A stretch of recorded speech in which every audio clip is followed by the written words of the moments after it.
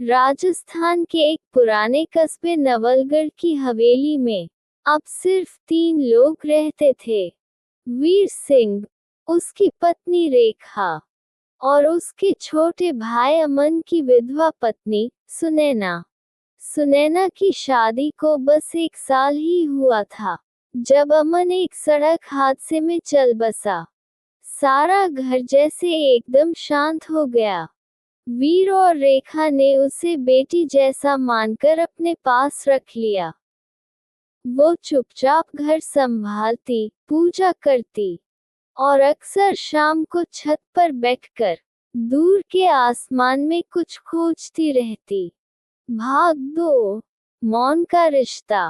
वीर सिंह की उम्र करीब 38 साल थी। सामने से कठोर दिखने वाला आदमी, लेकिन भीतर से बेहद भावुक। एक दिन उसने देखा, सुनैना आंगन में पौधों को पानी दे रही थी। धूप उसके चेहरे पर पड़ रही थी और उसकी आंखों में अजीब सी चमक थी। वीर कुछ पल के लिए ठिठक गया। वो खुद से कहता, नहीं वीर, ये गलत है। पर दिल की आवाज तो तर्क नहीं सुनती।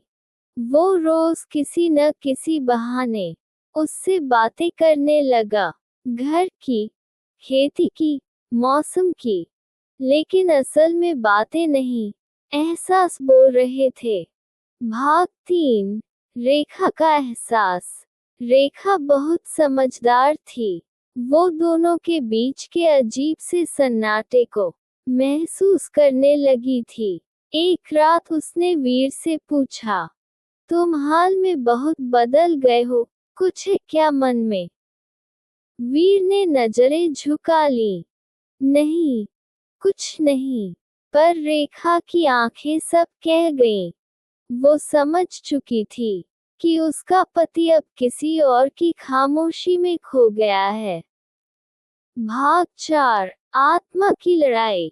वीर खुद से जूझने लगा। हर दिन खुद को समझाता, वो मेरी जिम्मेदारी है, मेरी बहू नहीं। लेकिन रातों की खामोशी में दिल की आवाज हर दीवार तोड़ देती थी।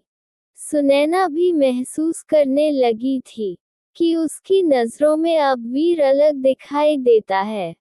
उसका अपनापन, उसकी देखभाल और वो खामोश चिंता, सब कुछ किसी गहरी भावना की ओर इशारा करता था।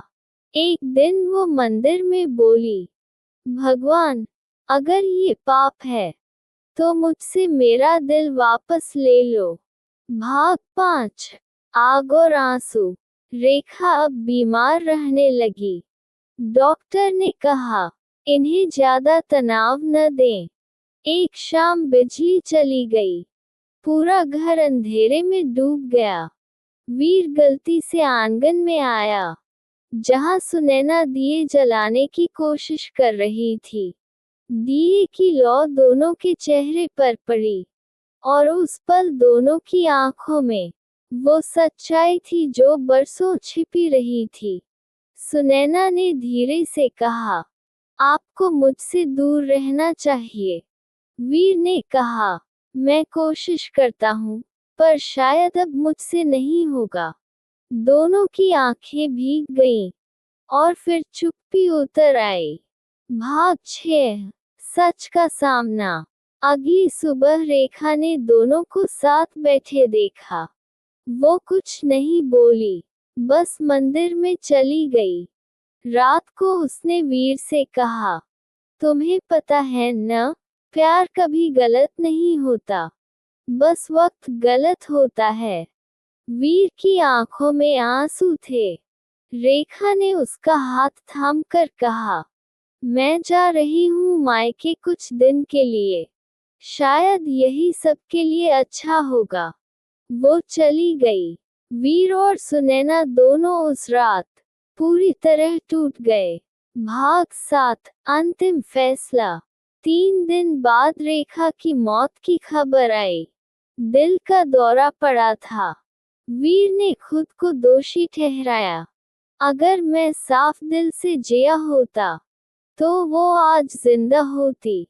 सुनैना ने रोते हुए कहा, आपका दिल साफ था, बस हालात गंदे थे।